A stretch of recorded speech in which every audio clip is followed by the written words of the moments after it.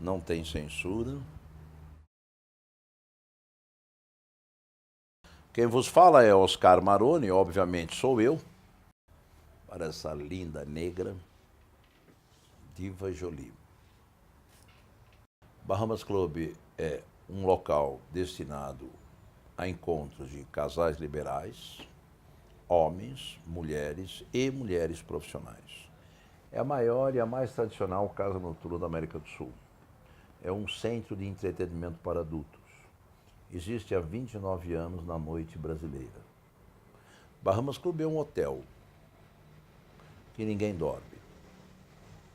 Não é porque o colchão é duro, é porque as mulheres são lindíssimas. É um espaço onde suas fantasias se tornam realidade. Eu me orgulho do meu trabalho e me orgulho do que eu faço. A justiça decidiu que a minha atividade é lícita e legal.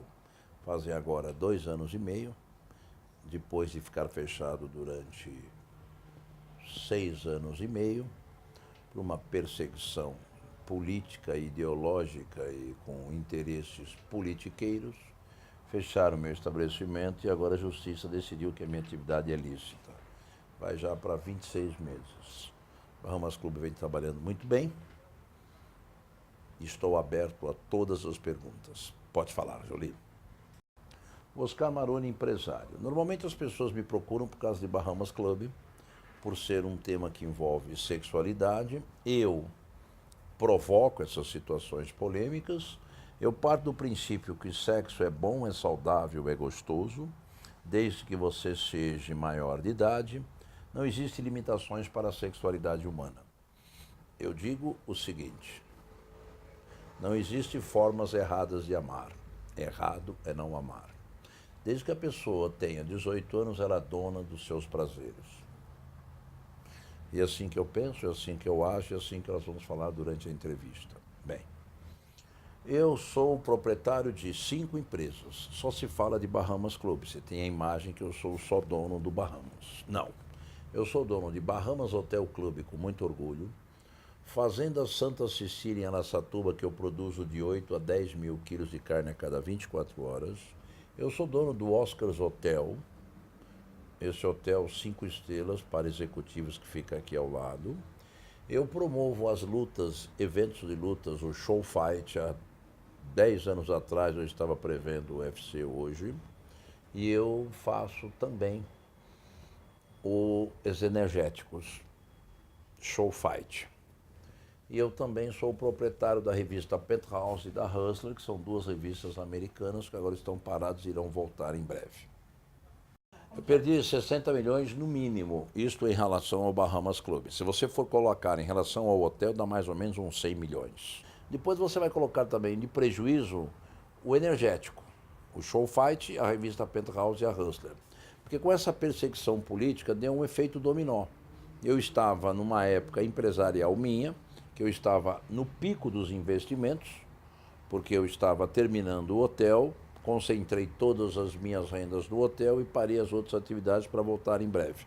Foi aí então que caiu o avião da TAM, morrem 199 pessoas, quem vai preso? O dono do puteiro, isto é, Brasil. Eu sou um homem com um temperamento que eu nem sei direito me definir, mas eu trabalho pelo que eu acredito, eu brigo pelo que eu acredito, sou assim, e eu digo, somente a morte calará minha boca. Basta entrar no Facebook, Oscar Maroni, você vai ver os questionamentos que eu coloco à nossa política atual. Este é um capítulo que eu bato pesado, sim, este país é meu, a minha pátria é uma extensão da minha casa, nesta pátria moram as pessoas que eu amo, e esta pátria, eu digo que está muito mal administrada. Como? Por quê? Eu digo que os nossos problemas não é o dólar, não é a política internacional. É a incompetência da administração da coisa pública, é a incapacidade, e é o roubo e é a corrupção da coisa pública. Imaginemos que o Brasil fosse uma empresa. Você não pode colocar pessoas incompetentes para administrar determinadas áreas. Eu dou alguns exemplos jocosos, engraçados.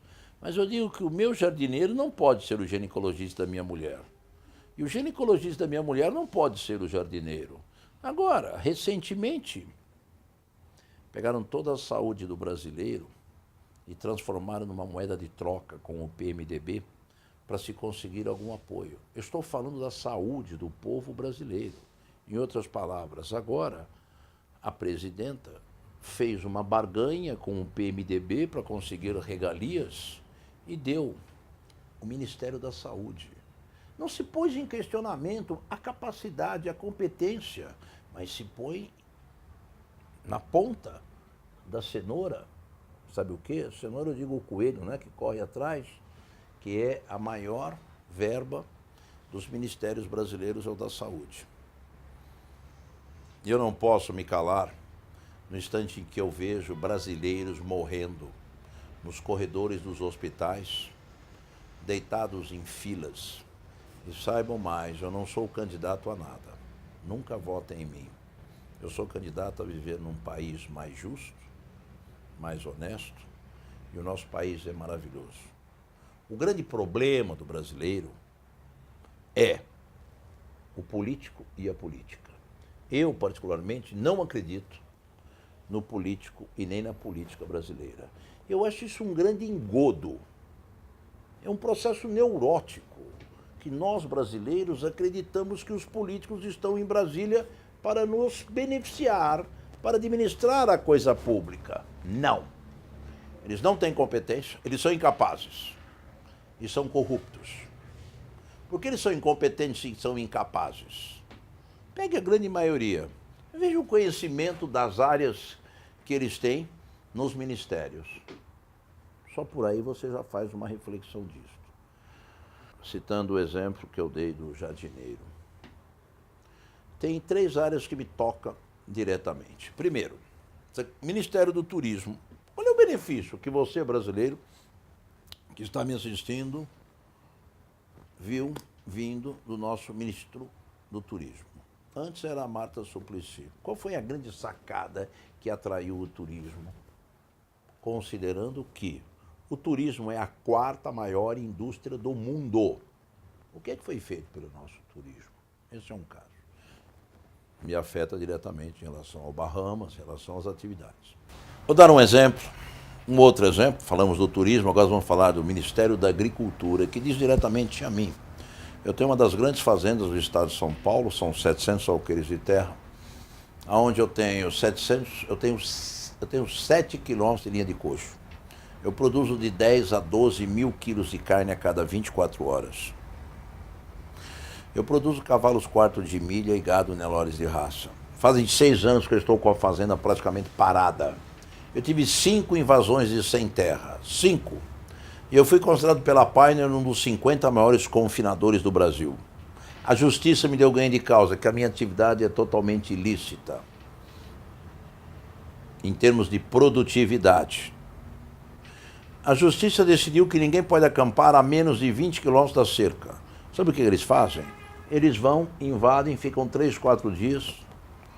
Eu contrato os advogados, pega-se uma ação judicial, vai-se a polícia militar, vai lá e exige que eles saem. E eles mesmos me disseram. O último foi um padre, ex-padre chamado René.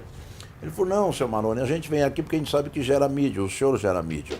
Veja bem, o que é isso? O que é o nosso país? A ministra da Agricultura está na internet. Coloquem lá o nome da ministra da Agricultura. Está assim. Causou muita estranheza às pessoas que trabalhavam no Ministério da Agricultura, porque uma das pessoas que acompanha a ministra da Agricultura, o seu assessor principal é um cabeleireiro. Você faz essa cara de espanto? Entre na internet, você vai ver isto. E é a maior conselheira. Eu ponho em discussão se esta mulher, eu quero um debate com ela, se for possível, se alguém duvida, se ela tem competência para trabalhar na agricultura. Eu quero saber como é que está a fazenda dela, qual é a produção dela. Vocês estão falando com um homem dos 50 maiores confinadores do Brasil, que produz de 10 a 12 mil quilos de carne a 24 horas, e eu lido com fazenda há 25 anos. A área do agrobusiness no Brasil vem vindo muito bem. Mas hoje, eu vi no Globo News que está havendo uma possibilidade, não, a Bandeirantes, a TV Bandeirantes, que está havendo uma possibilidade de reduzir muito a nossa exportação de carnes. Hoje eu vi isto. E aí, senhora ministra, o que é que está sendo feito?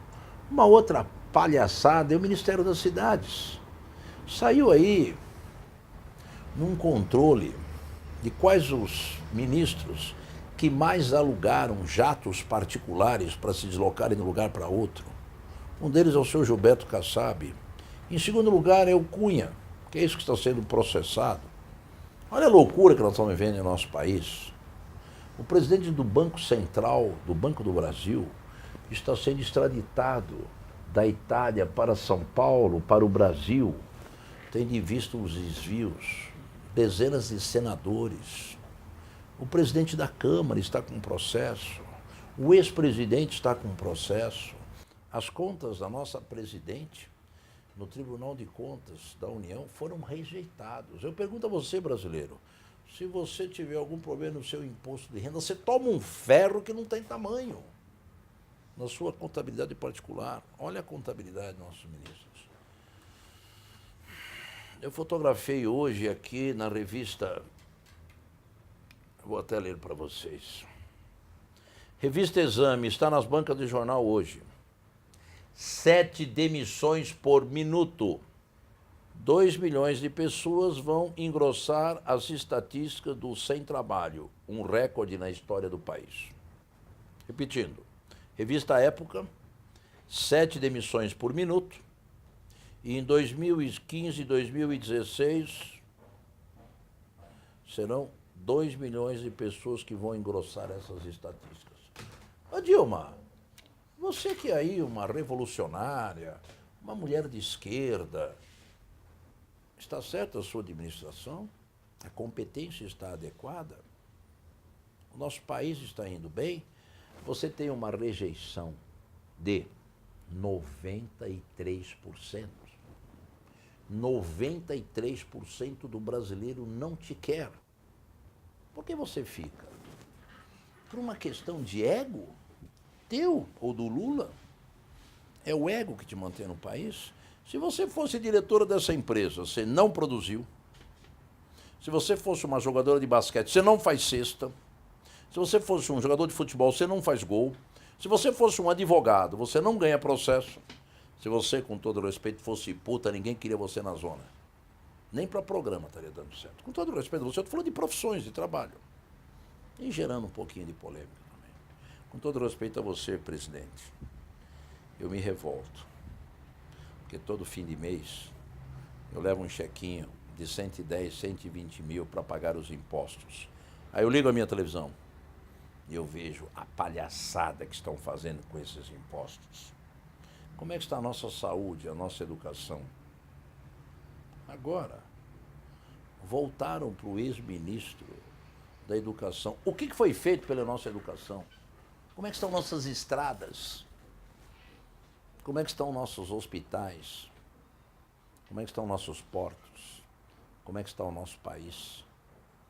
Como é que nós estamos sendo vistos lá fora? E não é o povo brasileiro. O empresário brasileiro é que está segurando isto para não estarmos num caos maior ainda, que nós vamos nos transformar num caos. A minha solução, qual é a minha solução? A minha solução é o seguinte: Dilma, cai fora. A maior motivação para um brasileiro é nós vermos passar o rodo, é limpar essa podridão. Não quer dizer que os políticos que vão vir vão resolver, mas eu quero ver cadeia, eu quero ver prisão. Nós temos que passar a limpo o nosso país.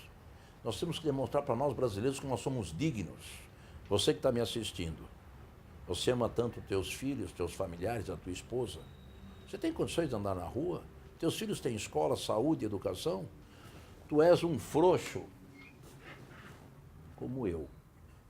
Tu és um palhaço, como eu. Fazem palhaçada com as nossas vidas, com o que nós temos, com a nossa pátria, com o que nós construímos uma vida inteira. Saia por aí, vai ver o povo de periferia. Não vamos ficar falando de alta do dólar ou política internacional. Vamos falar assim do dia a dia, sabe? Aquela senhora que passou a vida inteira trabalhando para construir o seu cabeleireiro. aquele pequeno comércio ali no Nordeste, aquele postinho de gasolina, aquele pequeno agricultor, aquele brasileiro operário. O que está valendo isso? Você vê aí esses sindicatos tomando dinheiro de todo mundo. Um ou outro sindicato ainda questiona isso, essa política atual. Mas nós temos aí a Central Única dos Trabalhadores querendo apoiar isso tudo. Nosso país está um caos. Nosso país chegou num caos. Por muito menos se derrubou o Collor de Mello. E agora? E essa podridão toda? Virou um caos. Perdeu-se o controle da corrupção, da podridão. E você, brasileiro, tem que abrir a boca e tem que falar. Eu tenho o direito de falar. Artigo 5º da Constituição Brasileira, RG 4688-247. É a minha opinião. Eu sou contrário a isto. E não sou eu que falo. Eu ponho em questionamento e nós vamos fechar este capítulo e vamos entrar em outro. Será que a Dilma, o Lula e mais 200 petistas estão certos? E os 220 milhões de brasileiros estão todos errados? A Veja, a Folha de São Paulo, o Estadão, todos os meios de comunicação estão errados. Quem está certo é 210. A corrupção está podre demais. Estão falando aí que vai ter o golpe. Não é golpe coisa nenhuma. Está claro, está claro. O senhor Moro, o juiz que está denunciando tudo isso, eu tenho orgulho de falar o nome deste homem. O Bahamas Club surgiu de uma situação curiosa, onde eu estava na Rua Augusta. Eu sempre gostei da boemia, mulheres e coisa do tipo. Eu conheci na Rua Augusta uma profissional, estava trabalhando na rua até, curiosamente, uma mulher lindíssima. Eu bati um papo com ela, fizemos um contrato verbal e fomos para um hotel de 6ª categoria, horroroso. E eu, ali, depois que eu transei com ela, foi uma delícia. Ela estava tomando banho, eu pensei comigo, esse negócio de sexo é tão bom, cara. Se a mulher entrar com a sensualidade, o cliente, eu entrar com a garrafa de uísque, o lençol, dentro do ambiente luxuoso, está feito um ótimo negócio. Essa foi uma situação. Pegou fogo um edifício chamado Edifício Joelma, em São Paulo, e aí eu tinha que entregar a lanchonete que eu tinha para o João Carlos de Gênio, dono do Grupo Objetivo, um homem que eu respeito e admiro muito. Se eu devo alguma coisa a alguém a esse homem. Aí entreguei a lanchonete e falei, e agora? Aí eu tinha um japonesinho que tinha ejaculação precoce e semi-impotência. E eu, dentro desses estabelecimentos que na época era Relax for Men, procurando uma parceira para esse japonesinho se comportar sexualmente, eu tive a ideia de montar um estabelecimento que daria entretenimento para adultos, de uma forma racional, de uma forma higiênica, equilibrada e dentro da lei. Foi daí que eu desenvolvi todo um know-how que alterou, inclusive, o profissionalismo do sexo no Brasil. Tive decisões na justiça que viraram jurisprudência. Hoje eu sou citado nos principais livros do Código Penal. E acreditem, apesar que os moralistas e as mulheres que são mal resolvidas sexualmente, que querem procurar pelo em ovo, vêm questionar esse aspecto do profissionalismo do sexo. Sexo é bom, é saudável. Sexo por dinheiro, por amor e por atração física. Não, o preconceito não é do homem, eu acho que o preconceito é da sociedade. Porque a prostituta, ela está... Surge um fato que era o seguinte, antigamente, se você, repórter, fosse uma garota de programa ou uma prostituta e você se relacionasse sexualmente, você poderia engravidar. E a consequência seria drástica de você engravidar. Inventaram o anticoncepcional e o preservativo. Por isso que, inclusive, as religiões batem tanto em cima disso. A moral ficou mais frágil. A prostituição sempre existiu. Não é a primeira profissão mais antiga do mundo, é a segunda. Porque a primeira profissão mais antiga do mundo é aquele que dedou que ela era puta. Depois vem a garota puta. Eu não tenho nenhum preconceito, com todo respeito, eu já digo que eu e Jesus Cristo temos 3 pontos em comuns. Amor ao próximo, amor à liberdade. Ele amava uma garota de programa da época, Maria Madalena. Eu já transei com mais de 2.500 mulheres. Dessas 2.500, 7 eu as amei, 2 eram garotos de programa e foram mulheres maravilhosas. Eu muitas vezes choco com algumas ideias, com algumas afirmações. O mundo se transforma, muda com as pessoas que têm opiniões e que chocam as opiniões existentes. As transformações ocorrem com as mudanças.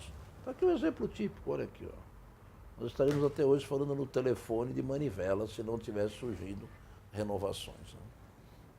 Fazendo uma comparação entre Oscar Maroni e Steve Jobs, mas na devida proporção. A sexualidade humana é bom, é saudável, é gostoso. A justiça no Brasil permite. A prostituição no Brasil não é proibido.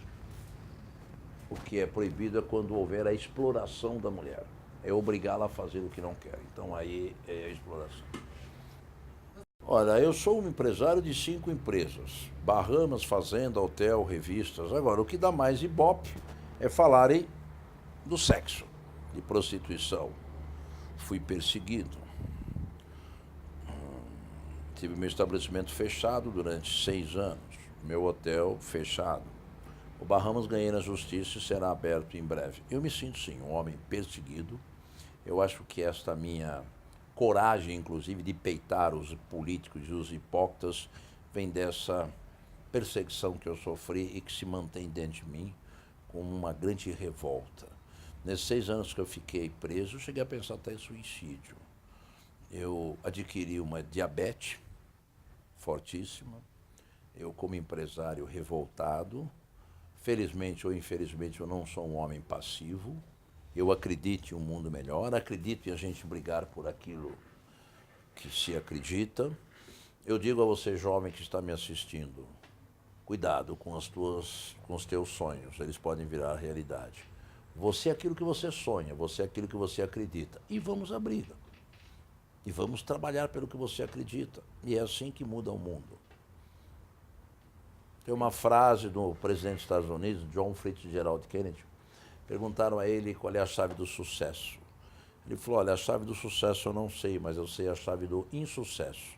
Querer agradar a todos. Siga o teu caminho, aquilo que você acredita, e trabalhe por isso. E é o que eu faço. Eu digo que o sucesso se alcança por aqueles homens que não se dobram fácil. São aqueles homens que são como o bambu. Quando bate o vento, eles até vergam, mas não quebram. Quando o vento passa, eles voltam de novo. A persistência. O sucesso depende da tua persistência. Depende de você acreditar em você e no seu trabalho. E na tua solidão, deitada na sua cama, andando pela rua ou pelo trânsito, saiba que as dificuldades, as pedras do seu caminho é que te fazem você crescer e você desenvolver. O homem que não tem problemas, que não tem dificuldades, ele vai ser um empresário medíocre. O seu mundo empresarial vai crescer na proporção das suas dificuldades. As suas dificuldades é que vão te ensinar a crescer e a desenvolver. Na sexualidade humana, nós temos, no meu ponto de vista, é uma postura minha, bem particular, e eu gosto disso, nós temos o sexo instintivo. É aquele sexo que está aqui. A mulher fica de 4, você enfia e soca de 200 a 300 vezes e ejacula. O meu garanhão faz isso, o meu cachorrinho faz isso, o ursinho faz isso. Isso é um sexo biológico, instintivo e animal para a preservação da espécie. Só que nós, seres humanos, temos cérebro. E aqui nós somamos cultura, acumulamos conhecimentos. A soma desses conhecimentos com a soma do biológico, do impulso sexual, faz com que nós venhamos a ter uma sexualidade diferente dos animais. Aqui estão as fantasias, os sonhos, o amor, o sentimento, a algema, o fio dental. E outro dia apareceu em Bahamas Club uma moça com esta roupa que eu achei maravilhosa, eu achei lindíssima. É uma calcinha, ou é uma lingerie, ou é um biquíni, eu nem sei direito como definir. Olha a parte de cima. Eu achei maravilhoso isso. E ela ficou muito sensual. E esta é a calcinha. Ela é uma loira muito bonita e ela andava lá embaixo com essa roupa. Eu digo andava porque quebrou. daqui em cima para mim ver se eu consigo arrumar. Aí fui eu até que quebrei numa brincadeira com ela na suíte. E agora eu estou demonstrando isso para vocês, para demonstrar a fantasia, a sexualidade, o quanto vocês mulheres gastam com academia, maquiagem, roupas, sapatos de salto, pintura, cabelos, charmes, maquiagens, para nos provocar as reações sexuais e os desejos em nós homens.